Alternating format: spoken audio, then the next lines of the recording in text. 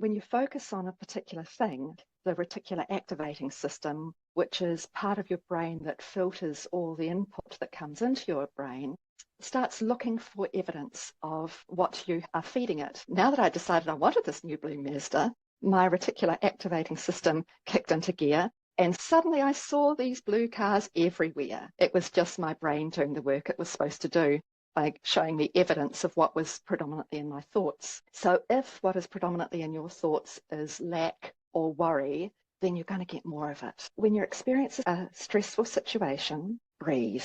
Now, this is the quickest and easiest way to get yourself back on track again. Breathing in for the count of 4 and out slowly for the count of 8. What this actually does is it changes the oxygen levels in your blood, and that's why you feel calmer. Hey there, I'm Kaylin Wood, and this is Money Matters for Moms, the show where busy moms turn overwhelm into abundance. Each week we'll talk side hustles, saving hacks, wealth tips, and some energy tips to help make it all stick.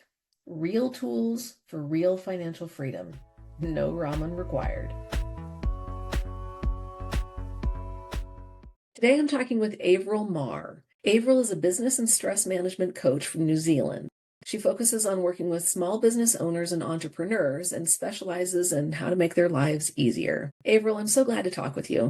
It's so lovely to be here, Kaylin. Thanks so much. Absolutely. So, we all deal with stress, but you deal with it all day long. So what made you decide to specialize in stress management? I trained as a stress consultant over 20 years ago, and I've been working with a wide variety of people in managing their stress in one way or another over those years. At some point, I was seeing quite a few business owners that came to me for stress and realized that I was helping them with their business as well as their stress. So after a wee while, the penny dropped and I thought, I decided to train as a business coach. And then I've been working with business owners and entrepreneurs in that time.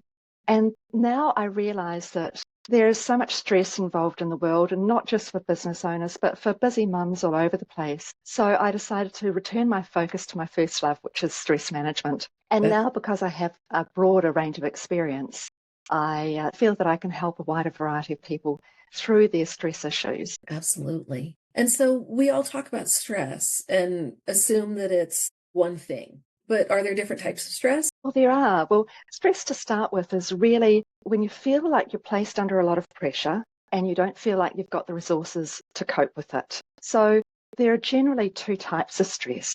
There's the acute stress and then there's chronic stress. Now, acute stress is when you have to deal with a specific situation urgently, like perhaps you've lost your wallet, or if you're a business owner, you might have a really angry client that you're talking to. You have to meet a really tight deadline and you happen to have a sick child at the same time.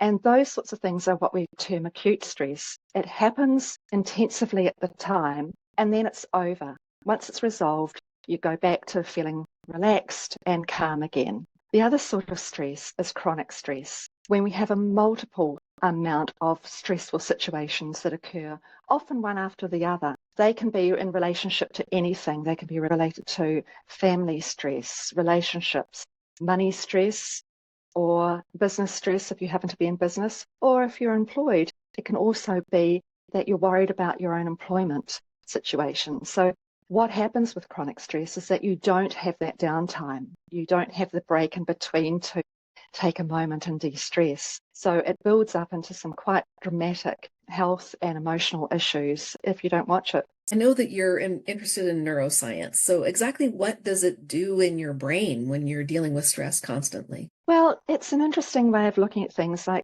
when you just look out in the world and you are in a standard sort of way of viewing things, you might put things out there and you might say, I'm really worried about my money situation. You have this whole concept of I'm not earning enough. There isn't enough to go around. I have bills to pay. I'm really worried about it. How am I going to meet my commitments? And that sends a message out to the universe that you're going to be getting more of the same back. But in neurological terms, like you mentioned, what's really happening in your brain is that when you focus on a particular thing, not having enough money, for example, the RAS, or the reticular activating system, which is part of your brain that filters all the input that comes into your brain, it starts looking for evidence of what you are feeding it. Like I like to use the example of when I was looking for a new car. Now, I had decided that I wanted a new blue Mazda. And what happened was that now that I decided I wanted this new blue Mazda, my reticular activating system kicked into gear and it started filtering all this information. And suddenly I saw these blue cars everywhere. And I thought, this is a sign. Well, maybe it was a sign, but actually it was just my brain doing the work it was supposed to do by showing me evidence of what was predominantly in my thoughts. So if what is predominantly in your thoughts is lack or worry, then you're going to get more of it. Whereas if you're concentrating on abundance, then you're going to pull in more of that. Yeah, absolutely. And how it can affect you physically as well is that if you are worried about something in particular and you're getting very stressed about it, especially if you're worried for money, as I'm using an example, you are more vulnerable to the effects of the psychological and emotional and physical aspects that get triggered when you are in a stressful situation. Let's say, for example, you get the final demand for a bill and the stress response kicks in. Your body goes into that stress response, which you might recognize as the fight, flight, or freeze response, and you feel overwhelmed in your inability to generate the income. And this excess worry actually reduces your ability to focus and concentrate and make good decisions. And that can actually impact both your business and your personal situation when you lack that focus and lack the ability to make decisions. A lot of my clients talk about it as a fuzzy mind or a foggy brain, and that is because of the impact that the stress has had on your system. But not all stress is bad. I mean, originally, as you probably know, stress was there to save our lives. Remember the old caveman scenario where you're confronted by a saber-toothed tiger?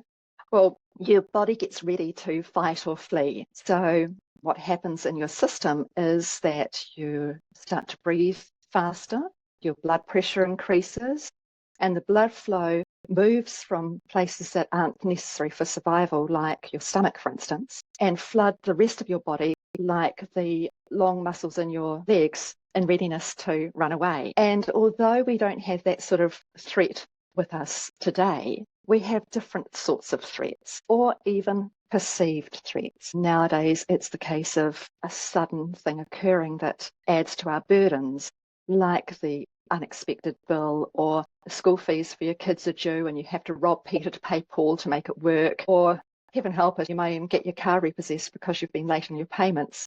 And all of these sorts of things really add to that stress burden, and we go into that fight or flight mode. So it can be really detrimental to your health and whatever business you have if you happen to be a business owner. I love the reminder that all of the stresses that we are dealing with right now may be really minor, actually, but we react to them as if the saber-toothed tiger is about to eat us. And so we can give ourselves a little bit of grace when we get completely out of our minds about something, because what we're doing is what our bodies are trained to do, or what they're made to do. Yeah, that's so right. And if you consider that it's just a bodily function and you have control of this if you can manage to. We look at a lot of the external factors that we do actually have control over, and we look at what we can change, and we also look at what we can't change. That's pretty much the basis of what stress can be, is what's within your control and what's not within your control. You change what is in your control, and if it's not within your direct control, then you really got to let it go. And it's allowing ourselves to let those circumstances go and taking it easy on ourselves. We can't be all things to all people all the time. So I think that's one of the key messages that you really have to remember. Right. And so do you have any specific strategies for people who are dealing with a lot of stress? These are tips that you can use in your everyday life, or you can apply it to your business or professional life if that's particular to you as well. First of all, when you're experiencing a stressful situation, breathe. Now, this is the quickest and easiest way to get yourself back on track again. And I recommend what I call the 4-8 breath. And that's breathing in for the count of 4 and out slowly for the count of 8. And you repeat this a few times until you feel that you're feeling calmer. And what this actually does is it changes the blood oxygen levels in your blood, the chemistry within your blood. And that's why you feel calmer, because it's come out of that oxygen carbon dioxide mix. So once you've done your breathing techniques, you'll be in a better position to make good decisions and just feel calmer in general. Now, another one is that you take a step back from your business or your situation and view it objectively. Think, what is the actual state of my finances? Knowledge is power. So I really recommend that you review your financial situation regularly. And if you have debt, you really need to address that issue as well, because that can really play on your mind and cause a lot of stress. So work out a way to pay down that debt. Contact your creditors and arrange a payment plan perhaps. And this will improve your cash flow in your business and potentially your cash flow within your personal situation as well. And it will reduce your stress because you know that you have actually done something positive to rectify your money situation. And taking action always helps to relieve that stress pressure. Again, another quick one we've got is to establish a budget. If you haven't already, your home budget, your business budget. And I will mention that if you are in business, you should have a marketing budget as well. Every marketing campaign needs a marketing budget so that you meet a certain ROI. And if you're not doing that, it's really going to be a source of stress for you. So I'd recommend that you consider that. Another thing that is really important, and I'm speaking particularly to business owners in this situation, is set realistic financial goals. Now, many of us get caught up and think we should have a particular money target. We may have been influenced by various gurus out there or what our peers claim to be big wins. And I'd really say don't compare yourself to others. Decide on your own money goals and work towards them. And then finally, of course, prioritize your own self-care. You must look after yourself because if you go down, everything else will go down. You won't be able to look after your family. You won't be able to look after your business. So it's really imperative that you must look after yourself. So figure out a very easy self-care plan for yourself. And I think if you do that, then you'll encourage more prosperity and abundance into your life as well. I love self-care. Once you've accomplished that, you feel like you've actually done something and you'll be able to see things in a different light and be able to focus more clearly on the things that you really need to do. And then, as you said, you know that you've taken a step forward, so you're more focused and less stressed. Absolutely. And you have to remember that these things are a cycle.